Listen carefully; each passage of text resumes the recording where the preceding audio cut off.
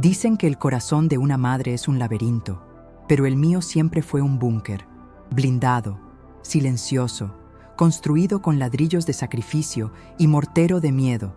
Y créanme, a mis 72 años, después de haber visto más inviernos que la mayoría y de haber enterrado más esperanzas de las que puedo contar, lo último que esperaba era que mi propio hijo, mi pequeño, que ahora es un hombre de barba cerrada y un nido de deudas, fuera el que encontrara la única fisura en esa fortaleza, el único cofre donde guardaba no solo un número, sino la promesa de una vejez digna, la certeza de que no terminaría siendo una carga en sus hombros ya encorvados por la vida, porque esos 2 millones de pesos no eran solo billetes apilados, no eran una cifra cualquiera, eran mi aire, mi respiración, el pequeño colchón que tejí a lo largo de 20 años de vender empanadas, de coser a destajo, de ahorrar hasta el último centavo robado a mis propios antojos.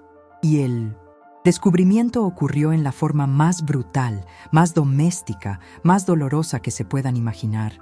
En medio de la tarde, con el olor a café quemado flotando en el aire de esta casa que se nos está cayendo a pedazos, mi hijo entró en mi habitación, sin llamar, por supuesto, porque para él yo sigo siendo la extensión silenciosa de su cocina, no una persona con límites, no una mujer con intimidad, y me gritó, con esa voz áspera que ha adquirido desde que su último negocio fracasó, con los ojos inyectados en una mezcla de rabia y desesperación. «No toques mis cosas», dijo, y la frase, cargada de una ironía tan cruel que aún me quema en la garganta, se refería a una caja vieja de latón que yo había sacado del fondo del armario. Una caja que en realidad contenía mis hilos, mis agujas, las fotos amarillentas de mi difunto esposo. Y por debajo de todo eso, sí, por debajo del sentimentalismo y la utilidad diaria, estaba el tesoro, mi secreto más celoso, mi garantía de supervivencia.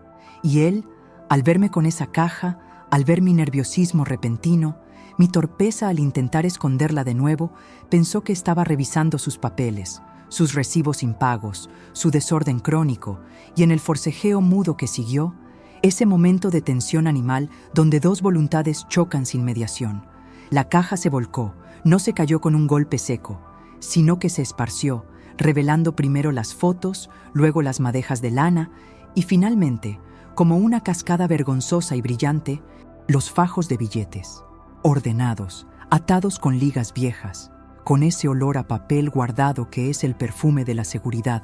Y el silencio que siguió a ese estruendo fue más ensordecedor que el grito inicial, un silencio cargado de traición, de sorpresa y de una avaricia incipiente que pude ver formándose en sus pupilas, esa misma avaricia que me ha quitado el sueño desde que enviudé, la conciencia de que mi propia carne, mi propia sangre, me ve como un recurso, no como un ser amado.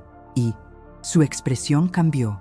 Pasó del grito de posesión a una especie de asombro helado, una revelación que lo hizo temblar de arriba abajo. Y en ese instante, en esa fracción de segundo donde el destino de mi vejez pendía de un hilo, comprendí que la barrera entre mi independencia y la mendicidad acababa de ser derribada por el hombre al que di a luz, que crié con las uñas, por el que vendí hasta el último broche de oro que mi madre me había dejado. Y ahora él me miraba, no con amor o disculpa por la invasión, sino con una pregunta implícita, voraz, en los ojos. ¿Por qué no me habías dicho? Pero lo que realmente quería decir, lo que sentí en el fondo de mi alma, era, ¿por qué todo ese dinero no es mío? Y esa noche, esa terrible noche en la que mis 2 millones quedaron al descubierto, la calidez de mi hogar se convirtió en un campo de batalla, y su grito inicial de «No toques mis cosas» se había transformado en el grito silencioso de mi propio corazón que, ahora me preguntaba, ¿y quién va a tocar y proteger las mías? El aire se había vuelto tan denso que era casi imposible respirar, y los billetes esparcidos en el suelo, esos fajos que parecían tan insignificantes en el caos de la alfombra gastada, brillaban como pequeños ojos acusadores, y mi hijo, Juan, se quedó allí, petrificado, su boca entreabierta en una O muda que delataba más su sorpresa por la cantidad que por el hecho de la mentira. Y fue ahí, en ese instante suspendido, donde entendí el verdadero significado de la palabra vulnerabilidad, no la vulnerabilidad física de mis huesos frágiles, sino la vulnerabilidad financiera, la más cruel de todas cuando se es mayor y se ha perdido el poder de generar, la certeza de que tu valor ante el mundo, y lo que es peor, ante tu propia familia, se mide por lo que tienes y no por lo que has dado. Y yo reaccioné con la única arma que me quedaba, la dignidad herida.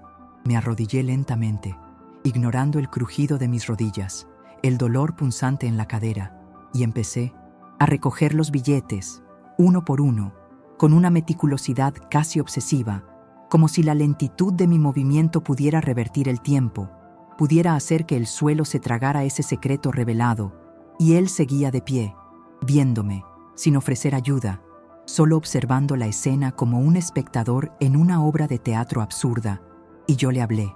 Mi voz era un susurro ronco, despojado de cualquier ternura maternal. Era la voz de la dueña, la voz de la guardiana del tesoro amenazado.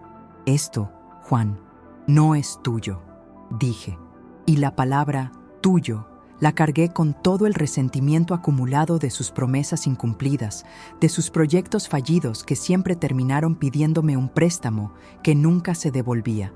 Él tardó en reaccionar, pero cuando lo hizo, la máscara de asombro cayó y reveló la furia, esa furia que siempre ha sido su refugio cuando se siente acorralado por sus propios errores. ¿2 millones? ¿Y me dejaste sufrir por meses con el alquiler y la escuela de Sofía? Me espetó. Y en ese momento, el gatillo emocional que me disparó no fue la acusación, sino el uso manipulador del nombre de mi nieta, mi luz, mi todo, mi verdadera razón para guardar esos fajos con tanto celo. Tu sufrimiento, hijo, le contesté, sin dejar de apilar el dinero. Es la cosecha de tus propias decisiones, y este dinero es la garantía de que cuando a ti te vaya peor, y créeme, con esa actitud te irá peor. Yo no seré una boca más que alimentar. Y esa frase lo golpeó de lleno, lo desarmó momentáneamente, porque en el fondo, muy en el fondo, él sabe que soy su red de seguridad. Y la idea de que esa red pudiera romperse, de que yo pudiera volverse independiente de su caos, lo aterraba más que cualquier deuda. Y allí reviví un flashback doloroso. Volví 30 años atrás, a la época en que su padre, mi difunto esposo, un hombre tan bueno como despilfarrador, me hizo jurar que nunca confiaría mi futuro financiero a nadie, que siempre tendría mi escape, mi plan B. Y me veo a mí misma, en la cocina de entonces, con 20 años menos, y una fe ingenua en el futuro, escuchando a mi esposo decir: Lola, guárdate algo. Siempre, que nadie sepa cuánto tienes, ni yo ni los niños, porque el amor pasa, la lealtad se tuerce, pero la independencia te salva. Y esa voz resonó en el pasillo, un eco profético que me había guiado durante décadas. Por eso, cuando su padre murió y no dejó más que deudas y una casa hipotecada, yo ya tenía la semilla plantada, la disciplina del ahorro secreto, la negación de los pequeños lujos para asegurar el gran lujo, la libertad. Y Juan, al verme recoger los billetes con tanta ferocidad, pareció entender un poco de esa historia no contada, pero la necesidad, el monstruo de la urgencia financiera que lo devora, era más fuerte que la empatía, y entonces vino la frase de impacto, la que me congeló la sangre. Préstamelos, mamá. No fue una pregunta, fue una orden velada, una exigencia. Dame 1 millón, lo invierto y te lo duplico, te lo juro por Sofía. Y escuchar ese juramento, ese uso sacrílego del nombre de la única persona verdaderamente inocente en esta historia, me hizo levantarme de golpe, el dolor de la espalda superado por la urgencia emocional, y lo miré a los ojos, con la autoridad que solo el sacrificio otorga, y le dije: no toques mis cosas, Juan, porque lo que tienes en el bolsillo es lo que te define, pero lo que guardas bajo la almohada es lo que te salva. Y esto es lo que me salva de ti. Y le di la espalda, cerrando la caja con un golpe seco, sabiendo que el descubrimiento había creado un abismo entre nosotros, una tensión psicológica que ya nunca desaparecería, porque él ya sabía la verdad, y la verdad, en manos de la necesidad, es un arma cargada. La noche cayó sobre la casa con la pesadez de una losa de mármol y el silencio entre Juan y yo era un ser vivo, respirando en cada rincón, devorando cualquier intento de normalidad.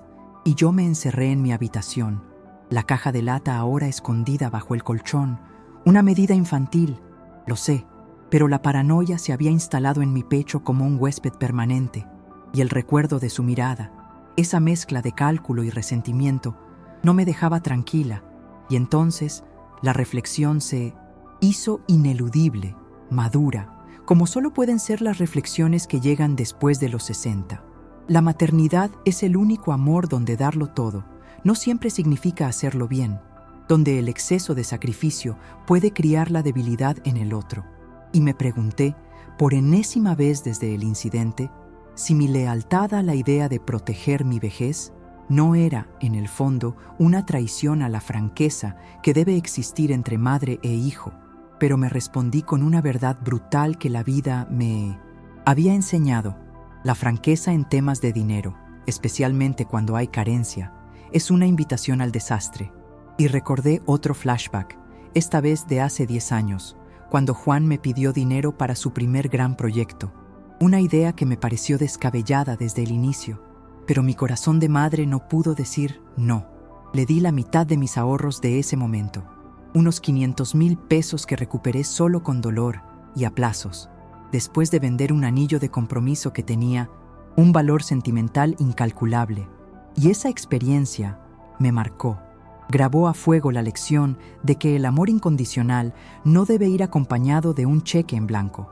Y ese recuerdo me dio la fuerza para endurecer mi corazón, para justificar mi secreto, porque la urgencia emocional de proteger mi futuro era más importante que su posible ofensa, que su sensación de haber sido engañado por la madre que siempre ha sido transparente en todo lo demás. Y mi duda interna era lacerante. Al callar sobre el dinero, ¿lo había hecho más vulnerable a la desesperación? ¿Lo había empujado a una vida de deudas por no inyectarle capital en el momento justo? La respuesta era un no rotundo, pero el diablo de la culpa siempre encuentra un resquicio para entrar, y para contrarrestar esa culpa me obligué a recordar el giro narrativo que él había tomado en los últimos años, su creciente irritabilidad, su tendencia a culpar al mundo por sus fracasos y la forma en que su esposa, mi nuera, se había distanciado sutilmente, agotada por la montaña rusa financiera. Y ese detalle era crucial. El pensamiento de mi nuera me daba un gatillo mental de claridad. Si yo le daba ese dinero a Juan, no solo lo pondría en riesgo, sino que también prolongaría un patrón de irresponsabilidad que afectaba a toda la familia. La lealtad que yo sentía por mi nieta, Sofía, me obligaba a ser una roca, a no ceder, para que, llegado el peor escenario, yo pudiera ayudar a Sofía directamente, sin intermediarios fallidos. Y esa nueva perspectiva, el enfoque en la tercera generación, me dio una especie de paz estratégica.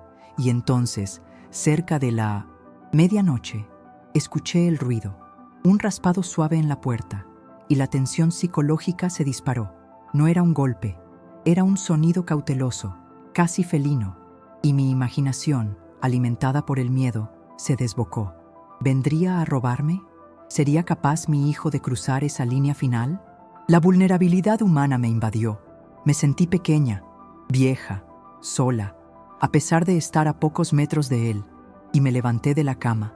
Arrastrando mis pies descalzos por el suelo frío, me acerqué a la puerta y pegué la oreja, el corazón martillándome en el pecho como un tambor de guerra, y pude escucharlo murmurar, no a mí, sino a sí mismo, un lamento ahogado, lleno de frustración y derrota.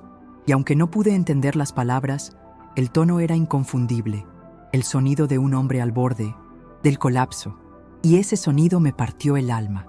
La madre en mí luchó contra la protectora de los 2 millones, y por un instante, un diminuto y peligroso instante, consideré abrir la puerta, abrazarlo, decirle que sí, que le daría lo que necesitaba, pero mi mano se posó instintivamente en el bulto bajo el colchón, y la frase de impacto de mi difunto esposo, aquella voz de ultratumba, resonó en mi cabeza: la independencia te salva. Y con un suspiro tembloroso, me retiré de la puerta, La conciencia de que el amor a veces exige ser cruel para ser verdaderamente salvador, la más amarga de las reflexiones maduras. Y dejé que se fuera, que el silencio volviera a reinar, esperando la mañana con una anticipación nerviosa, sabiendo que el verdadero conflicto no había terminado con el hallazgo del dinero, sino que apenas había comenzado. La mañana trajo consigo un sol engañoso, brillante y frío, que acentuaba las sombras en las esquinas de la sala, y Juan no apareció en el desayuno. Su ausencia era ruidosa, un vacío que gritaba el conflicto no resuelto, y la tensión psicológica me estaba agotando más que cualquier trabajo físico. Sentía la necesidad de que el enfrentamiento final llegara de una vez, de terminar con el tira y afloja emocional que me estaba consumiendo. Pero él estaba jugando a un juego pasivo-agresivo, al castigo del silencio, y yo, vieja zorrilla en estas lides de la manipulación familiar, no iba a ceder ante esa táctica. Me armé de mi mejor vestido de casa, mi postura más erguida, y me dediqué a mis labores con una calma ostentosa, una calma que era pura fachada, porque por dentro mi mente era una tormenta de giros narrativos y estrategias de defensa, y el gatillo mental de la anticipación me tenía en vilo, esperando el momento en que él volviera a atacar, a pedir, a exigir y, mientras doblaba la ropa limpia, volví a sumergirme en un flashback que era la clave de mi terquedad. No se trataba solo de mi esposo, se trataba de mi madre, una mujer que vivió sus últimos años bajo el techo de mi hermano, mendigando permiso para comprar una simple golosina, viendo cómo sus pequeños ahorros eran absorbidos por las necesidades de la familia de él, una lenta, humillante disolución de su dignidad, y la recuerdo con su mirada vacía, sus manos cruzadas en el regazo, diciéndome una tarde: «Nunca le entregues el control, Lola, el dinero guardado no te da el paraíso, pero te salva del infierno». Y esa imagen, la de mi madre despojada de su soberanía personal, era el muro de acero que protegía los 2 millones. Era mi razón de ser implacable, porque yo había jurado que nunca, jamás, sería la anciana mendicante, y mi lealtad era conmigo misma, con la niña que vio esa humillación y prometió cambiar su destino. Y de pronto, lo vi. Juan estaba parado en el umbral de la cocina con un semblante que no era de enojo, sino de una astuta resignación. Y ese cambio me alertó. Sabía que había pasado de la emoción a la estrategia. Y se acercó, no para gritar, sino para hablar con una voz baja y razonable, con ese tono de hombre responsable que saca solo cuando quiere pedir algo grande. «Mamá, sé que estás enojada y entiendo tu miedo», comenzó, usando la palabra miedo como una llave para abrir mi vulnerabilidad humana, para hacerme sentir que mi ahorro era una neurosis de vieja, no una previsión sensata. Pero no tienes que esconderte, no tienes que desconfiar, podemos ser sociables. Y luego vino la revelación progresiva, la verdadera intención. Dame solo $500,000, lo suficiente para sanear la deuda de la ferretería y levantar el negocio, y te firmo un pagaré legal. Con intereses, te lo juro, en 6 meses te devuelvo hasta el último peso y dejas de preocuparte por mí. Y mi corazón, el corazón materno que seguía, latiendo debajo de la armadura, se sintió tentado. La idea de verlo levantarse, de que dejara de culparme por sus problemas, era seductora, pero mi mente, la mente madura y calculadora, sabía que un pagaré de él era solo papel mojado, un deseo, no una garantía, y le dije una frase de impacto que resonó en la pequeña cocina. «El problema, hijo, no es el dinero, es que le pides la cosecha a una tierra que no sabes cultivar, y yo ya invertí en tu aprendizaje y perdí». Y esa verdad desnuda lo hirió más que cualquier bofetada, pero no cedí. Y entonces, el giro narrativo, él se echó a llorar, un llanto seco, sin lágrimas, el lamento de un hombre adulto que se siente sin opciones, y me abrazó, aferrándose a mí con una fuerza desesperada, y susurró: «No puedo más, ma. No quiero que Sofía vea cómo me llevan preso por las deudas». Y ese fue el golpe bajo, la urgencia emocional activada por la amenaza a mi nieta, el gatillo mental más poderoso. Y en ese abrazo sentí toda mi resolución tambalearse. La lealtad a mi vejez contra la lealtad a mi linaje. Un dilema que solo una madre puede entender en su terrible complejidad. El peso de su cuerpo adulto en mi abrazo, el temblor de sus hombros, me hicieron sentir por un momento la niña pequeña que aún creía en mi poder para salvarlo todo. Y la batalla interna era épica, la razón gritando, «No», mientras el instinto maternal susurraba, «Sálvalo». Y me separé de él con suavidad, pero con firmeza, mirándolo a los ojos, buscando esa chispa de responsabilidad que siempre había estado ausente, y mi voz se cargó de una autoridad que no usaba a menudo. Era la voz del ultimátum, la voz de la reflexión madura que había decantado por décadas. «Juan, si hay una amenaza de cárcel, no es por 500,000, es por la suma de todo lo que has hecho mal. Y tapar un agujero con mi vejez no es una solución, es un robo postergado». Y la verdad, cruda y sin adornos, cayó entre nosotros como una espada, y él retrocedió. Su rostro se contrajo, y el cariño forzado desapareció, reemplazado por la amargura de saberse descubierto, y la revelación progresiva que hice entonces fue no sobre el dinero, sino sobre mí misma. Lo guardé no solo por mí, sino porque si me quedaba sin un peso, tú no tendrías un motivo para cuidarme, serías libre de ignorarme. Y esta pequeña fortuna es la única llave que tengo para asegurar que mis últimos años no se vivan en la soledad y el abandono. Y esa frase, cargada de una vulnerabilidad humana devastadora, lo golpeó justo en el ego, porque implicaba que su amor no era suficiente garantía, que su madre no confiaba en su afecto. Y el giro narrativo fue que, al proteger el dinero, estaba protegiendo mi derecho a ser atendida y respetada hasta el final. Y esa era la lealtad más dura, la lealtad a mi propia supervivencia emocional.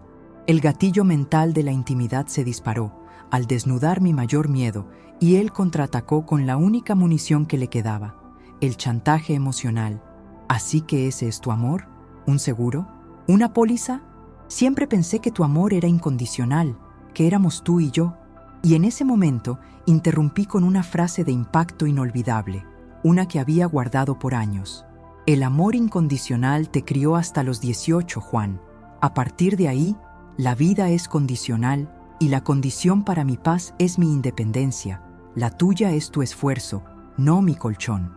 Y esa fue la ruptura definitiva, el momento en que la madre se despojó del velo de la sumisión y se paró como un individuo con derechos. Y la tensión psicológica se hizo insoportable.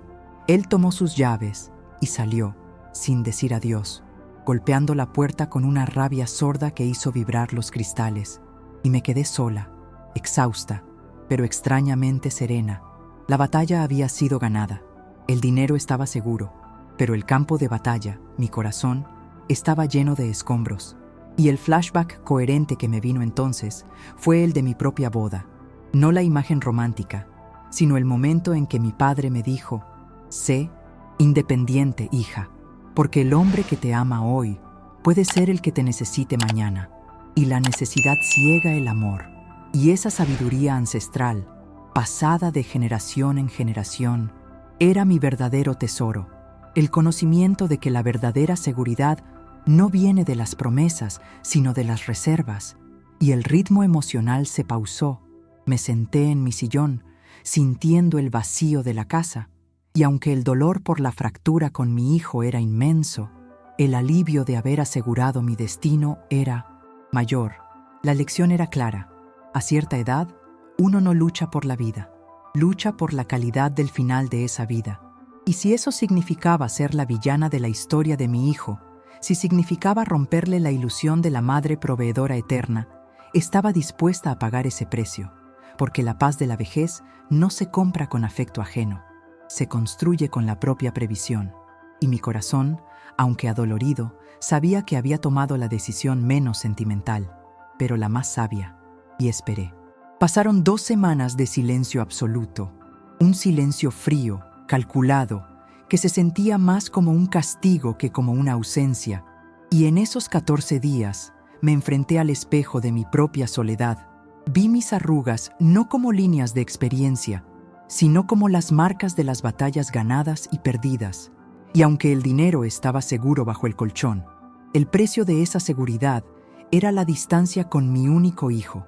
Y en ese vacío, la conclusión se hizo dolorosamente coherente. La verdadera riqueza no es lo que tienes, sino lo que no necesitas comprar. Y yo había comprado mi libertad a cambio de una relación funcional, y el intercambio, aunque necesario, me pesaba como una cruz. Y fue mi nieta, Sofía, la que trajo la revelación final. Un día entró a mi casa tímidamente, con la cabeza gacha, y me entregó un sobre doblado, sucio en las esquinas, con mi nombre escrito con su letra infantil, y me dijo en un susurro: «Mi papá me pidió que te diera esto. Dijo que es un pagaré, muy importante, y que lo guardes bien». Y mi corazón dio un vuelco. Ese gatillo mental de la curiosidad se disparó de nuevo. Pensé que se había rendido, que había intentado formalizar la deuda para ablandarme, y abrí el sobre con manos temblorosas. Pero dentro no había un pagaré, ni una promesa de pago, solo una hoja de papel de cuaderno con la letra torpe de Juan, una carta breve y sin firma, pero con el aprendizaje profundo que yo había esperado por años. Y el texto decía: «Mamá, el problema no eras tú o los 2 millones. El problema era yo. Cuando gritaste que el amor es condicional después de los 18, me di cuenta de que te había fallado como hijo, que lo único incondicional que tengo de ti es la enseñanza, y la enseñanza es que tengo que salvarme solo. No volveré a pedir. Usa tu dinero para ti, para lo que quieras, para lo que nunca te compraste. Ya lo entendí. Perdóname por el susto, pero gracias por el empujón». Y al leer esas líneas, las lágrimas que no habían brotado en el fragor de la pelea, que no habían caído por miedo o por rabia, brotaron, una liberación total, porque no había recuperado el dinero, sino algo mucho más valioso: la responsabilidad de mi hijo y, lo que es más importante, el respeto mutuo. Y ese era el verdadero cierre emocional poderoso, no la victoria financiera, sino la rendición de la irresponsabilidad, el reconocimiento de que mi lealtad a mi independencia había sido el catalizador de su madurez. Mi lealtad me había salvado a mí, pero también, de una manera retorcida y dolorosa, lo había salvado a él de sí mismo.